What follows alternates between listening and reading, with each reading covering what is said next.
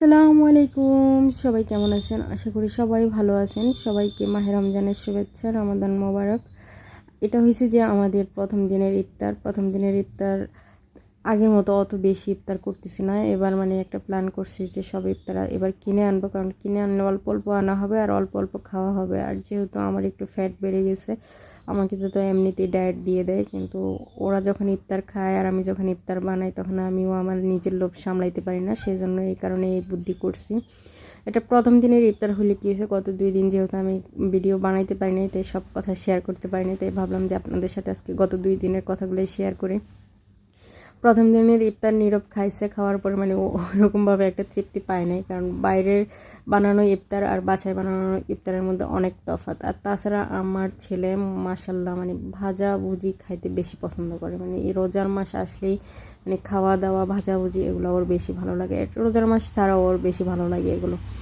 তো আমি আমার স্বার্থের কারণে মানে আমার স্বাস্থ্যের দিকে খেয়াল করে আমি ভাবছি যে এবার আর ঘরে ইফতার বানাবো না। তো গতকালকে সে আবার ইফতার কিনে আনছি, কিনে আনার পরে মানে তার চোখেও লাগে না, মনেও ভরে না, মানে এত অল্প ইফতার, তারপরে খাইও ওরকম তৃপ্তি নেই। সে খাওয়ার পরে আমাকে বলতেছে, আম্মু বাসায় ইফতার বানাইলে খাইও মজা আর দেখিও মজা। আচ্ছা যাই হোক, ওই কথাগুলো পরে বলি। এখানে আরেকটা কথা বলি, সেটা হচ্ছে যে এগুলো হচ্ছে নিউ বাটিক কালেকশন। আমি এখানে আরও নিউ বাটিক কালেকশন উঠাইছি। তো যাদের যাদের বাটিক প্রিয়, যারা বাটিক প্রেমী আছেন, সামনে গরম গরম অলমোস্ট পড়েই গেছে, তো গরমে আরামদায়ক 3 পিস হিসেবে কিন্তু বাটিকের কোনো বিকল্প নেই। একদম মানে গায়ের সাথে লেগে থাকে আর ঠান্ডা ঠান্ডা একটা ভাব থাকে। তো যারা যারা বাটিক প্রেমী আছেন তারা প্রত্যেকে আমার থেকে বাটিক 3 পিসগুলো নিতে পারেন। এগুলো অনেক সুন্দর এবং কোয়ালিটিও ভালো, পরে আরাম পাবেন।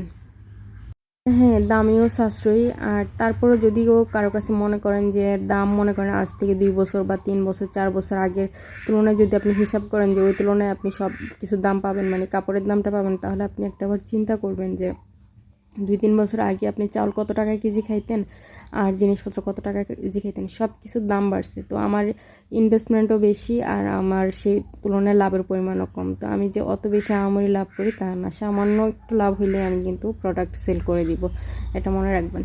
আর হ্যাঁ, এই যে আমি ভিডিও 2 দিন বানাইতে পারি নাই, ওইটার আরও একটা কারণ হচ্ছে যে আমার বড় যে স্ট্যান্ডটা, এই স্ট্যান্ডটার মাথাটা ভাঙিয়ে গেছে। তো আমি ভাবছিলাম যে এটা নিয়ে যাই মার্কেটে, এটা নিয়ে গেলে এটা আমি ঠিক করে দিতে পারবো, ঠিক করে নিয়ে আসবো। ওমা, এটা আমি নিয়ে গেছি, বলে যে এটা ঠিক করানো যাবে না, এটা পুরোটাই নষ্ট। এখন আমার মনটা গেছে খারাপ হয়ে, তখন আর কি করব। তো আমার হাতে অত বেশি টাকাও ছিল না, তো যা ছিল তার মধ্যে ছোট একটা স্ট্যান্ড নিয়ে আসছি। আর এগুলো হচ্ছে সুই সুতা, মানে মেশিনারি অ্যাক্সেসরিজ যা যা লাগে ওগুলো নিয়ে আসছি। আর এই যে এটা হচ্ছে দ্বিতীয় দিনের ইফতার, এখানে 50 টাকার ইফতারি নিয়ে আসছে। তো ওর এগুলো চোখে লাগে না। ও গতকালকে আমাকে বলতেছিল যে আম্মু বাসায় ইফতার বানান। এখন আমি যদি বাসায় ইফতারি বানাই, এক তো আমি অল্প বানাইতে পারি না, তারপর প্রচুর তেল লাগে, তারপর মজাও হয় আর আমিও বেশি বেশি করে খেয়ে ফেলি, এরপরে গ্যাস হয়ে যায়, ফ্যাট হয়ে যায়। প্রত্যেকটা মানুষ রোজার মধ্যে রোজা রেখে শুকিয়ে যায়, আর আমার ধরনটা উল্টা হয়ে যায়, মানে আমি মোটা হয়ে যাই, হেলদি হয়ে যায়, কারণ ভাজাভুজি বেশি খাওয়া হয় সে কারণে। তো এবার ভাবছি যে আমি বানাবো না। এখন আবার আরও একটা কারণ আছে যে 3 পিসের বিজনেস শুরু করছি, তারপর বাসায় একজনকে কাজ শেখাচ্ছি, তো এদিকেও আমার সময় দিতে হয়, কিন্তু আমার ছেলে সেই জিনিসটা বুঝতেছে না। তো আজকে থেকে আবার বাসায় বানানোর চেষ্টা করতেছি। বাসায় বানালে মানে ও খেয়ে তৃপ্তি পায়, সবাই খেয়ে তৃপ্তি পায়। তো আলহামদুলিল্লাহ, সবাই ভালো থাকবেন, সুস্থ থাকবেন। আমার ভিডিও এতটুকুই। বাই বাই, আল্লাহ হাফেজ।